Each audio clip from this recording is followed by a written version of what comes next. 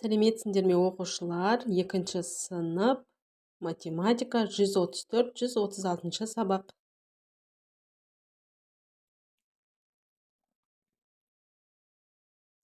Жүз 134-136 сабақтар өткен материалды қайталау бекіту дейді. Өткен материалдарды қайталаймыз. Бірінші тапсырма теңдеулерді шеш дейді. Теңдеулерге қараймыз. 21 бөлінген с тең 7 дейді. Біздер сыны табу үшін 21-ді 7-ге бөлеміз. Сол кезде 3 шығады. 21 бөлінген 3 болады 7. Келесі 17 азайтылған с тең 8. С тең 17 азайтылған 8 болады. С тең 9. 17-ден 9 азайтқанда 8 болады. Келесі 8 көбейтілген а тең 24. А тең 24 бөлінген 8. А болады, сонда 3-ке тең болады. 8 көбейтілген 3 24. 24 тең 24 болады. Келесі 6 қосылған а тең 14. А тең 14-ден азайтамыз 6-ны, болады 8. Сонда 6 қосу 8 болады 14.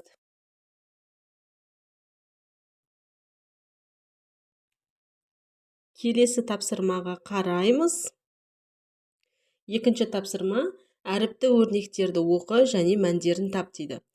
А 34 қосылған 9 көбейтілген а. Мұндағы амыз 4-ке тең дейді. Сонда 34 қосу 9 көбейтілген 4.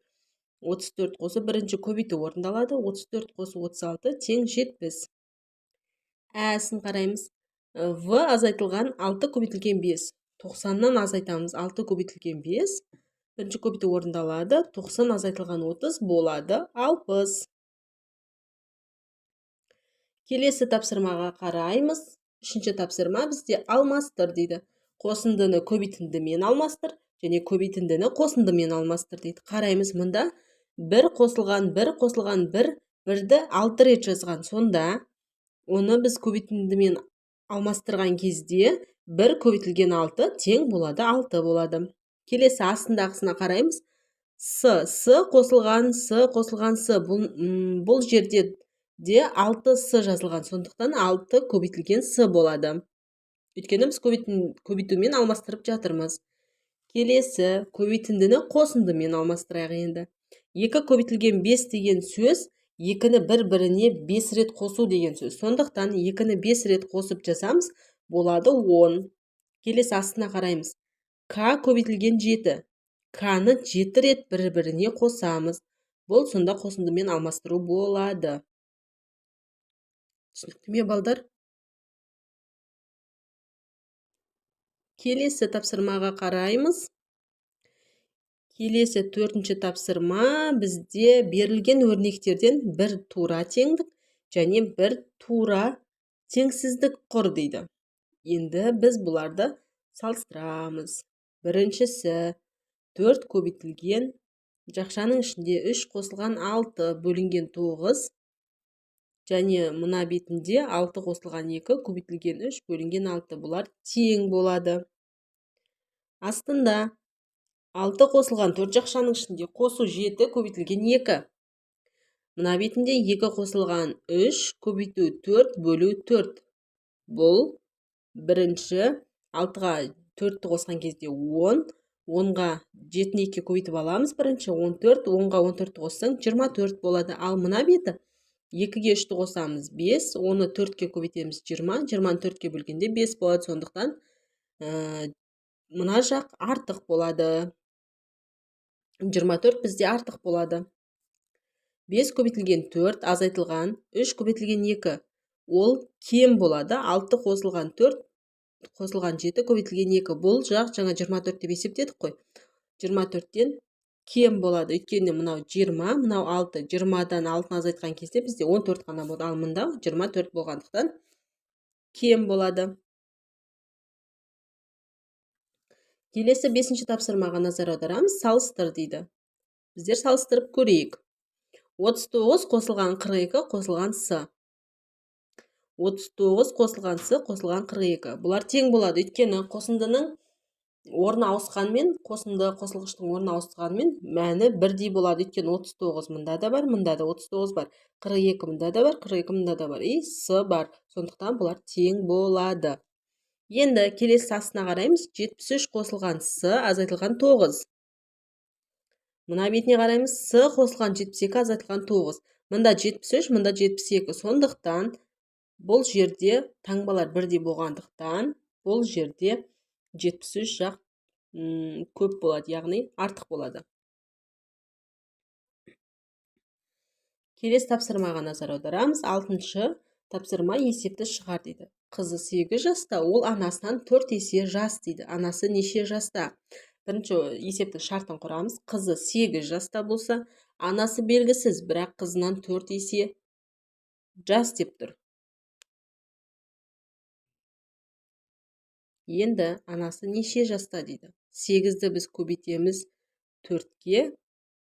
Анасы сонда 32 жаста болғаны.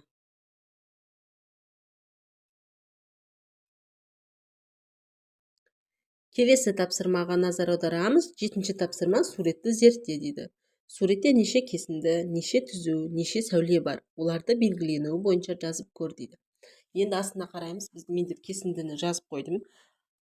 Түзулерді, сәулелерді жазып қойдым. Кесінді бізде АВ, ЕК, ЕВ, АК, АС, СК және ЕС.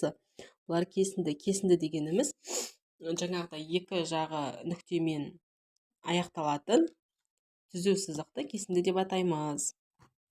Сонымен қоса сәулелер В, К, Е, А, С, К, А. Бұл жерде сәуле дегеніміз жаңағыдай бір жағы нүкте, бір нүктеден басталып, келесі шексіз кете беретіндерді біздер сәуле деп атаймыз. Келесі тапсырма 8-ші тапсырма. 3 бұрыштың, шаршының, тік 4 бұрыштың, дөңгелектің модельдерінен және олардың бөліктерінен композициялар құрастыр дейді. Бізге 3 бұрыш, шаршы, тік 4 бұрыш, дөңгелек.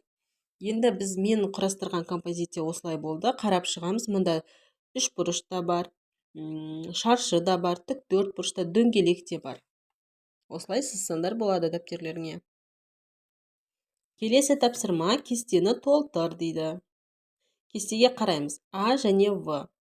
А 2 метрге тең, В 5 метрге тең. А қосылған В болған кезде 5-ке, то есть 2-ге 5-ті қосамыз, сонда 7 метр болады. Ал периметр табу үшін А қосылған В көбейтілген 2 болады, дұрыс па? 2 қосылған 5 көбейту 2 болады, 14. Кестені осылай толтырамыз.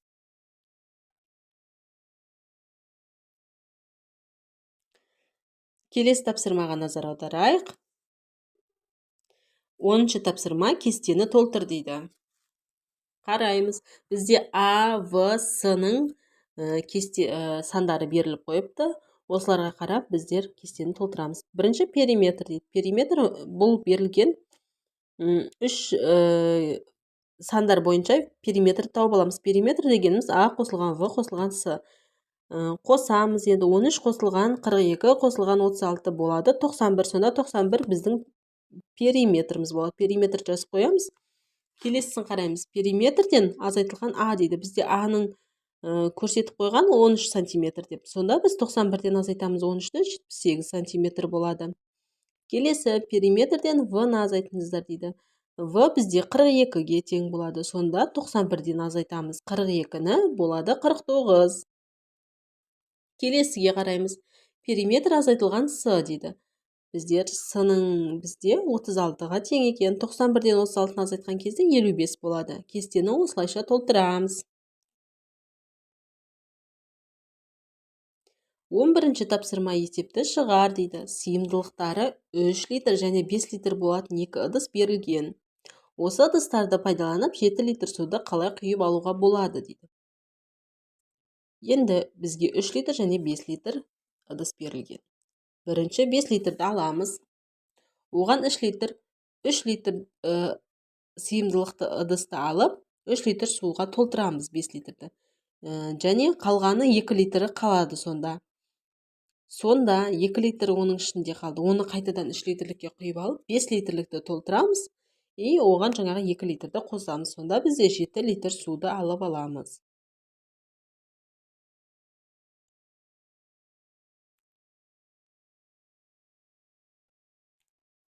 Келесі тапсырмаға назар аударамыз. 12-ші тапсырма. Табақшалы таразы мен массалары 10 килограмм және 2 килограмм болатын кіртастар бар дейді. Олардың көмегімен 3 килограмм шиені қалай өлшеп алуға болады дейді. Енді қараймыз, бізде 10 килограммдық кіртас бар және 2 килограммдық. Бір жағына, таразының бір жағына 10 килограммдық кіртасты қоямыз. Келесі жағына 2 килограммдық кіртастан 2 қоямыз. Сонда ол 4 болады. Ал қалған бөлігіне біз шиені саламыз. 6 килограмм шие саламыз. Біз шиені қойған сайын бізге 10 килограмммен теңескенде ол 6 килограмм шие болады деген сөз. Келесі рет тағы бір өлшейміз. Ол жерге 2 килограмм кіртасты қоямыз. Бір жағына, екінші жағына тағы да 2 килограмм кіртасты қоямыз.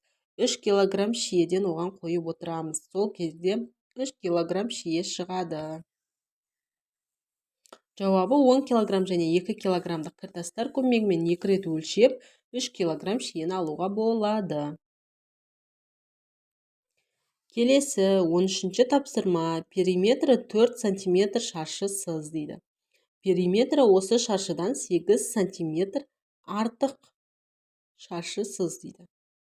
Бірінші 4 см шаршы дегеніміз 4 қабырғасы бірдей фигураны біз шаршы деп айтамыз. Сондықтан 4 см болса, ол шаршының ұзындықтары 1-1 сантиметрден деген сөз. Қабырғалары 1-1 сантиметрден шаршы сыздық. Келесі осыдан 8 см артық болған кезде біз қосамыз. 4 сантиметрге 8 сантиметрді қосамыз. Сонда 12 сантиметр болады. 12 сантиметр ол келесі шаршының периметрі болады. Біз қабырғаларын табу үшін периметрді 4-ке бөлеміз. Өйткені шаршының 4 қабырғасы тең. 12-ні 4-ке бөлген кезде 3 болады. Сонда 3 сантиметр болатын қабырғалардан тұратын шаршыны сыздық. Мен бүгінгі сабақ аяқталды. Сабақ ұнаса, түсінікті болса, лайк басып, тіркеліп, қолдап кетейік.